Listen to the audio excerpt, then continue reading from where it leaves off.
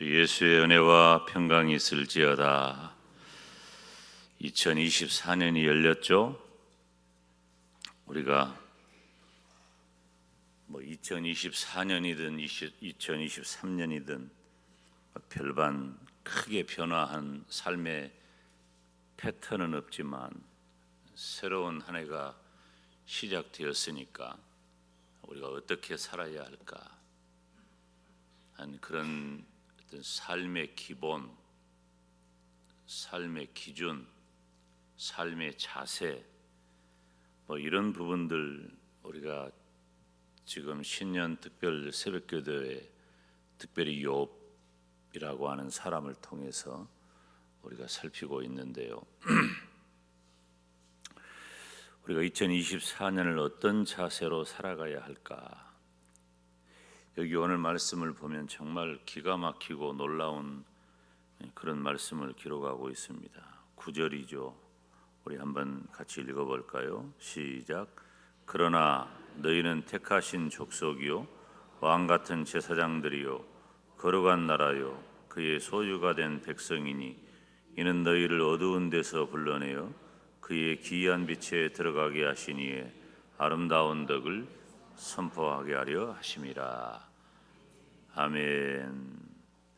성경에 참 기가 막히고 놀라운 말씀들이 많이 있지만 방금 우리가 함께 읽은 베드로전서 2장 9절 말씀은 우리 예수님을 믿는 성도들의 뇌리에 새겨져 있는 매우 중요한 말씀 중에 몇 구절을 들라 하면 빠지지 않는 그런 내용이죠. 그런데 여기 보면 그러나로 시작돼 우리가 성경을 보면 그러나 그러므로 이런 그 접속사가 나오면 관심을 좀 기울여야 합니다. 뭔가 이 말씀에 어떤 변환이 있다는 거죠. 우리가 먼저 살필 것은 왜 그러나인가? 지금 이 구절에 왜 그러나냐? 이 부분은 앞절을 봐야 되겠죠. 앞절이 8절이에요.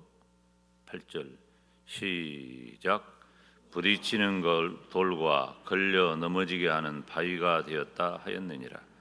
그들이 말씀을 순종치 아니함으로 넘어지나니 이는 그들을 이렇게 정하신 것이라. 아멘. 1절부터 8절 사이에 있는 말씀이 우리들에게 전제되고 그러나라고 시작되는 거죠. 사실 1절부터 8절 사이에 있는 말씀의 내용을 살펴보면은 예수님이 누구냐 따라서 합시다. 산돌이신 예수님. 산돌이에요. 산돌. 예수님을 보배로운 산돌이라고 표현하고 있어요. 예수님이 다시 말하면 어떤 분이냐면은 우리들의 구세주가 되신다. 특별히 돌인데 모퉁이 돌이 되신다.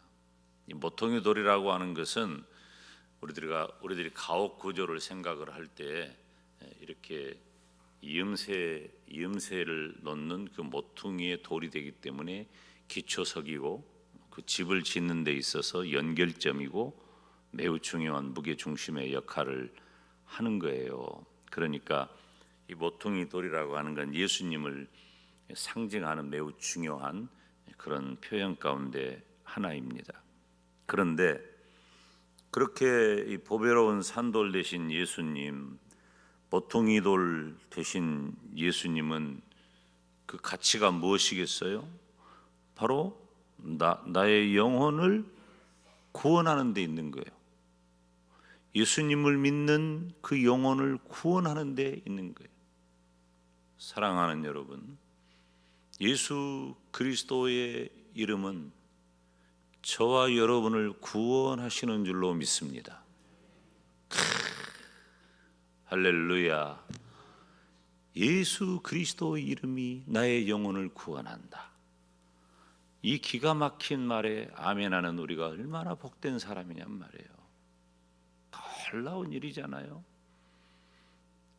우리가 근본적으로 죄인이고 죄에 빠져 영죽을 존재이고 다른 이로서는 구원 얻을 만한 어떤 이름을 우리에게 주신 일이 없어서 오직 예수밖에는 방법이 없는데 어쩌면 우리는 하나님을 꼭 집어서 그 예수님을 믿게 하시고 그 예수님을 믿어서 구원받고 그 중에도 지금 이 시간에 이 자리에 우리를 앉게 하셨는가?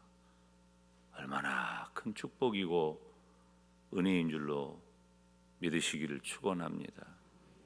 그런데 그 구원받은 성도들에게는 예수 그리스도의 이름이 그렇게 보배롭고 존귀하고 좋은 이름이에요.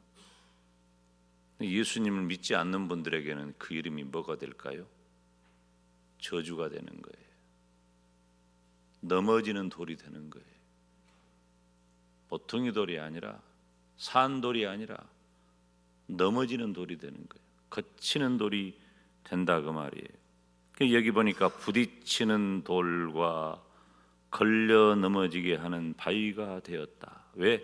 그들이 순종치 아니하기 때문에. 다시 말하면 보배로운 산돌로 예수 그리스도를 우리에게 주시고 그 예수 그리스도를 인하여 구원받게 하시는 하나님의 은혜가 우리에게 임하였는데 그들이 그 하나님의 은혜에 순종치 아니함으로 예수 그리스도의 이름이 우리에게 주신 그 보배로운 산돌이 오히려 부딪히는 돌과 걸려 넘어지게 하는 바위가 되었다는 거예요. 부딪히는 돌이라고 하는 것은 걸려 넘어진다, 방해물이다, 장애물이다 그런 의미예요. 방해꾼이 되는 거예요. 오히려 하나님께서는 하나님을 두려워하고 의지하는 자들에게는 안전한 피난처가 되시는 줄로 믿습니다. 여러분 환난 날에 우리 주님은 우리의 피난처가 되십니다. 정처 없이 떠돌고 방황하고 갈 바를 모르고 지금 이 시대가 그러잖아요. 지금 이런 이 시대의 진정한 피난처는 우리 하나님이신 줄로 믿습니다. 우리는 그 피난처 안에 있는 거예요. 얼마나 감사하고 복된 일입니까? 그런데 불신자들은 바로 하나님을 거절하고 그 하나님의 말씀에 불순종하는 사람들이에요. 우리는 피난처 되시는 하나님 안에 있어서 안전한, 다시 말하면 영원한 천국의 백성이 되었지만 이들은 오히려 거치는 돌과 함정이 되셔서 그들을 패망하게 한다는 겁니다. 소망이 없는 거예요. 그들이 말씀을 순종치 아니함으로 넘어지나니 그랬어요. 그들이 말씀을 순종치 아니함으로 넘어진다는 것은 단회적인 이야기가 아니에요. 이례적인 표현이 아니고 지속적으로 하나님의 말씀을 듣지 않고 순종하지 않았다는 거예요. 근데 우리가 예수님을 믿는 저와 여러분은 어떻게 합니까? 한번 예수님을 믿고 끝나는 것이 아니라 우리가 지속적으로 그 믿음이 반복돼 내 안에서 계속해서 나는 예수님을 믿고 구원받은 하나님의 백성이라고 하는 그 확신 아래 거하게 되는 거예요. 불신자들 또한 마찬가지. 그들이 하나님의 말씀을 불순종한 것이 한 번뿐이 아니라 지속적으로 하나님의 말씀을 불순종해요. 그래서 그러나 그들과는 전혀 다른 하나님의 백성은 그러나 그들과는 전혀 다른 존재가 되었다는 것입니다. 그러나 성도가 되시기를 주님의 이름으로 축원합니다. 놀랍고 기가 막힌 말씀이 그러나도 앞 문장이 어떠냐에 따라서 쓰임새가 달라져요. 이러니까 안심이 되잖아. 이 말을 바꾸는 거. 그러나는 이 앞에 하나님의 이름이 거치는 돌이 되고 부딪히는 바위가 되고 넘어지는 함정이 되고 헤어나오지 못하는 불순종의 자식들이 있다. 그러나 하나님의 백성은 전혀 다른 존재다. 그러나 성도 베드로전서 2장 9절에 그러나 성도가 되시기를 주님의 이름으로 축원합니다. 딴 데 그러나는 안 돼요. 여기서만 그러나, 여기서만 아무 때나 그러나 막 내밀면 안 돼. 두 번째, 2024년을 살아가는 자세는, 첫째는 베드로전서 2장 9절에 하나는 그러나 성도가 되어야 하고, 두 번째는 택하신 족속이라고 했어요. 택하신이라고 하는 말의 원어적인 의미는 사람이나 사물에 있어서 가장 귀중한 대상을 지칭할 때 쓰는 거예요. 택하신이라고 하는 가장 귀하다. 그런데 성경에 보면은 택했다라고 하는 표현을 어디서 쓰냐면 구약적인 용어에, 특별히 구약에 보면 지금 이 2000년 전에는 성경적 배경이 어디에 있어요? 지금 신약 성경에 있는 게 아니에요. 지금 2000년 전에 성경적 배경은 구약 시대를 말하는 거예요. 구약 성경에, 구약 시대에 가장 많이 택했다라고 하는 표현을 듣는 사람, 듣는 민족, 듣는 족속이 누구예요? 이스라엘이에요. 이스라엘. 따라서 합니다. 이스라엘.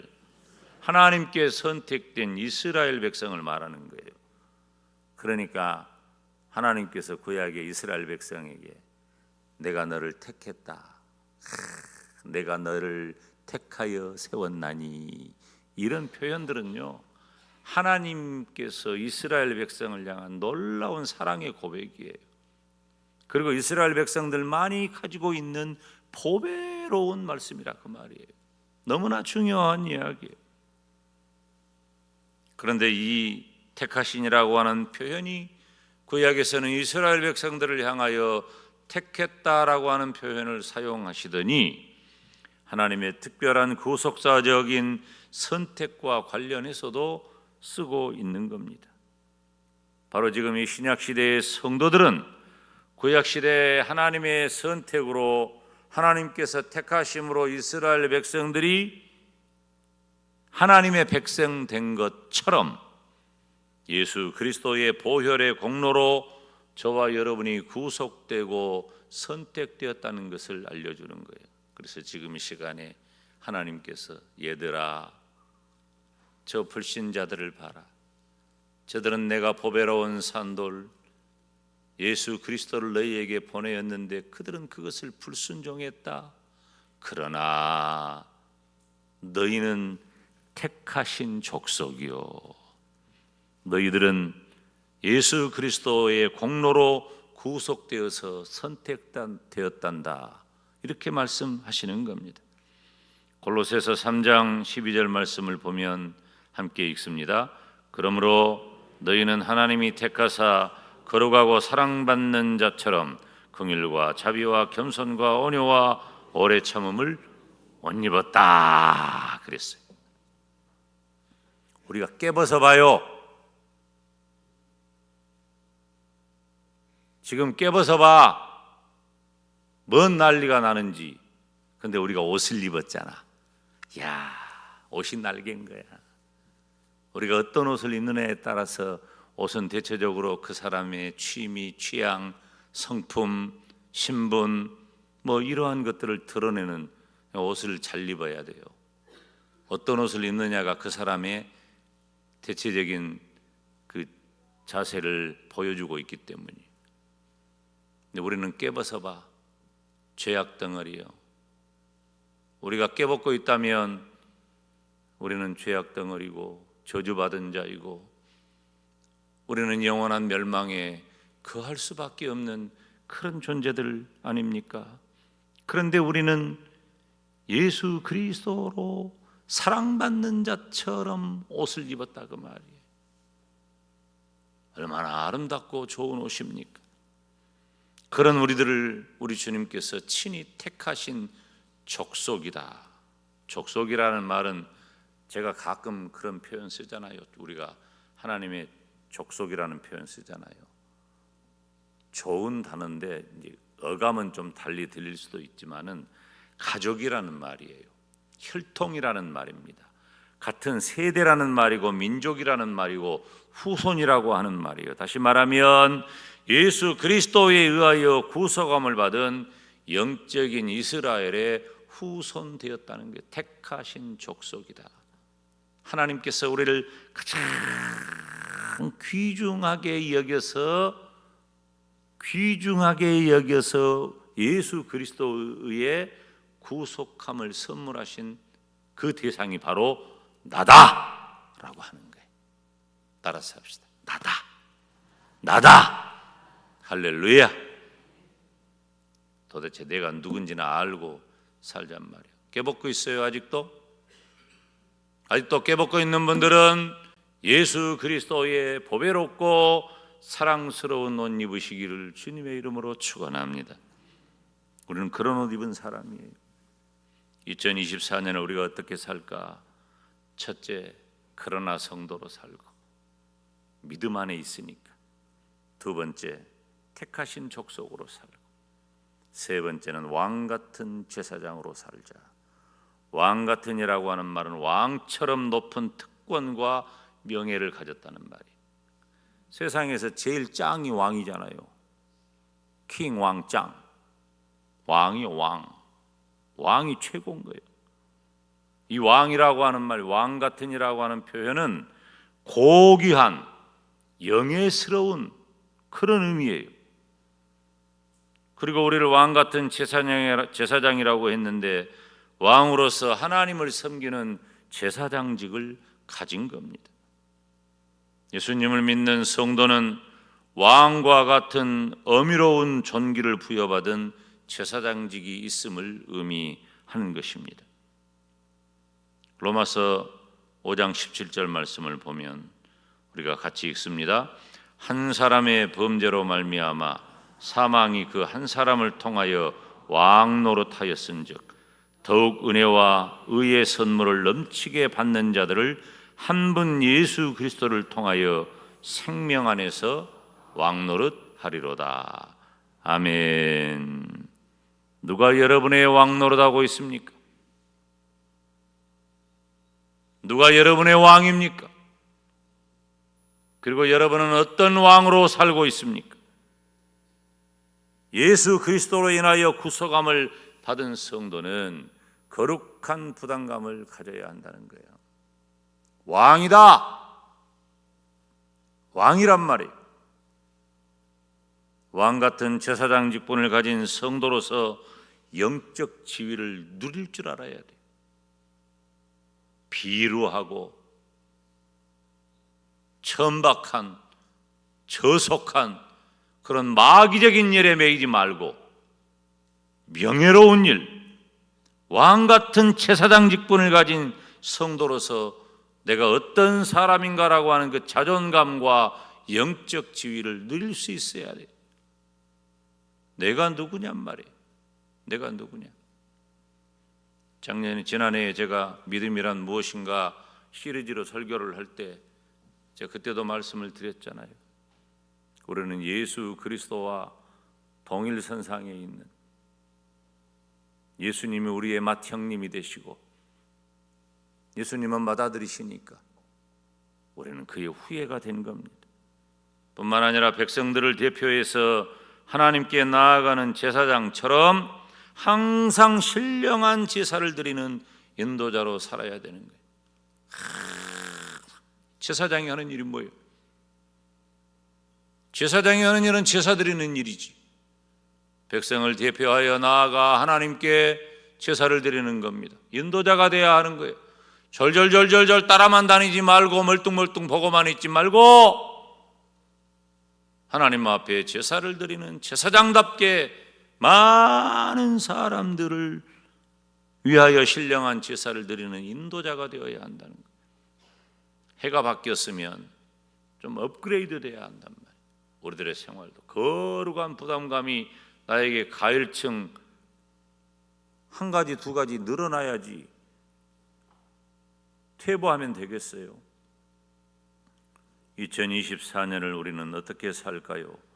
왕 같은 제사장으로 사시기를 주님의 이름으로 축원합니다. 그건 거룩한 부담감을 갖는 거예요. 생각이 달라지는 거야. 똑같은 상황에서 똑같은 사람을 대할 때도 내 생각이 바뀌는 거예요. 내 생각이 띡띡띡, 내 생각이 바뀌어야 돼. 나는 그런 존재가 되었으니까. 근데 그런 존재가 되었음에도 불구하고 여전히 비루함 가운데 있고 그런 생각이나 하고 그런 일이나 하고 산다면 뭐가 우리가 왕 같은 제사장이냐 그 말이에요.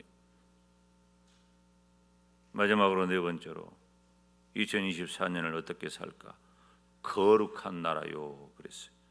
거룩한 나라라는 말은, 나라는 뭐예요? 나라. 우리나라가 무슨 나라? 대한민국이요? 맞아. 아니 맞아. 놀래지 말아요. 뭐 말하면 꼭 놀래더라. 맞췄어. 대한민국이요.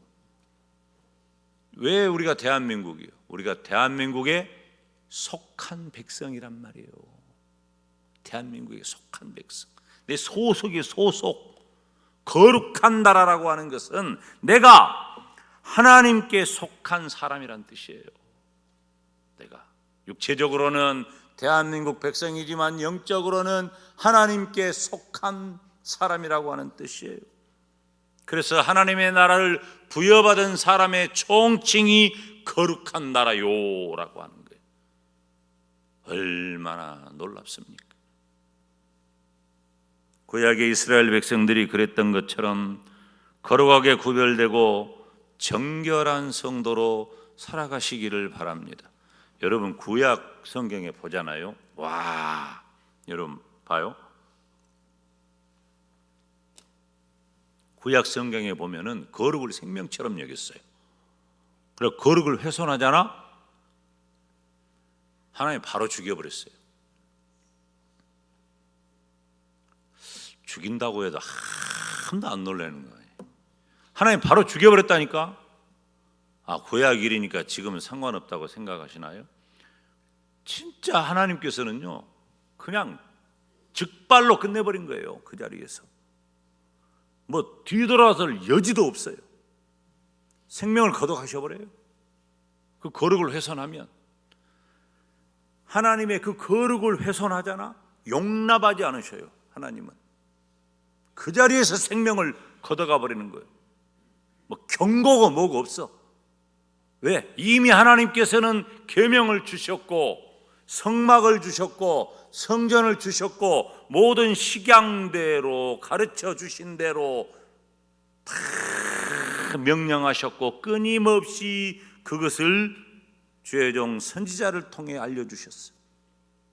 거절하잖아? 거룩을 훼손하잖아? 기회가 없어요. 죽여버리는 거예요. 즉시 그 순간에. 우리가 그런 이스라엘 백성들은 어떻게 했겠어요? 하나님이라고 하는 단어도 조심한 거예요. 하나님이라는 단어도 조심했다니까. 그들이 그러니까 뭐가 막 쌓이고 올라갔겠어요. 그렇기 때문에 우리가 어느 정도 일순 이해가 되는 거야. 이스라엘 백성들은 내가 하나님의 택한 백성이라고 하는 그 선민의식이 그냥 빵빵한 거예요. 너무 지나쳐가지고 이스라엘의 문제가 된 건 사실이에요. 그렇지만 그 마음과 태도는 필요한 거예요.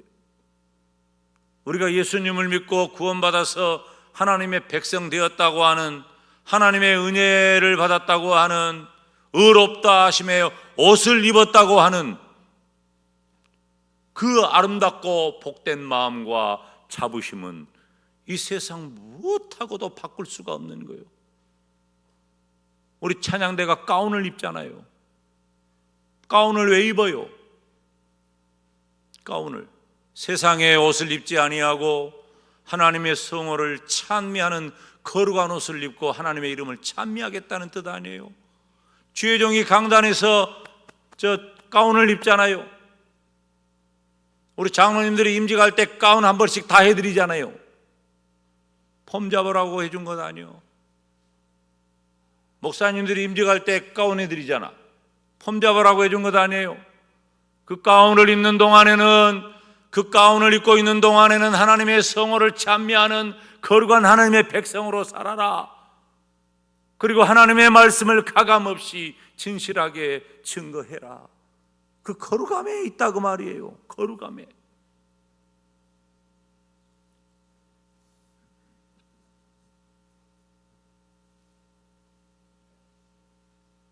그런데 지금 이 시대에 구약 이스라엘 백성들이 가졌던 그 놀라운 그 거룩의 의식, 거룩한 마음, 그 하나님의 이름도 함부로 부르지 않는 그 조심스러움, 영적으로 얼마나 구별되기 위해 힘쓰고 있었던 이스라엘의 그 공동체, 그러니까 그 이스라엘은 국가가 교회요, 민족이 교회란 말이에요. 영적으로 저와 여러분이 예수 그리스도 안에서 그 거룩함의 계승자들인데 지금 우리 어떻게 살고 있습니까? 오늘 본문 9절 다시 한번 같이 읽습니다. 시작. 그러나 너희는 택하신 족속이요 왕같은 제사장들이요 거룩한 나라요 그의 소유가 된 백성이니 이는 너희를 어두운 데서 불러내어 그의 기이한 빛에 들어가게 하시니에 아름다운 덕을 선포하게 하려 하심이라. 아멘. 사랑하는 성도 여러분, 2024년을 살아가는 성도의 자세를 굳게 잡고 저와 여러분의 모든 삶 속에서, 생각 속에서 우리에게 풍겨 나오는 이미지마저도 가장 복되게 살아가시기를 주님의 이름으로 축원합니다. 기도하겠습니다.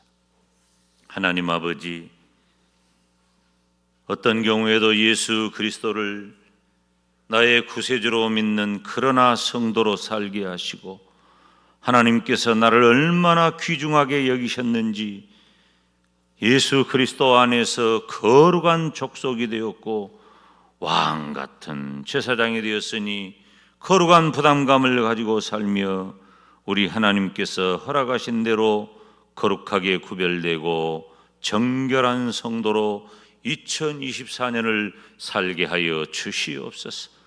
그리하여 하나님께 영광을 돌리고 하나님의 사랑으로 영광을 품는 복된 은혜를 내려 주옵소서. 예수님의 이름으로 기도하옵나이다. 아멘.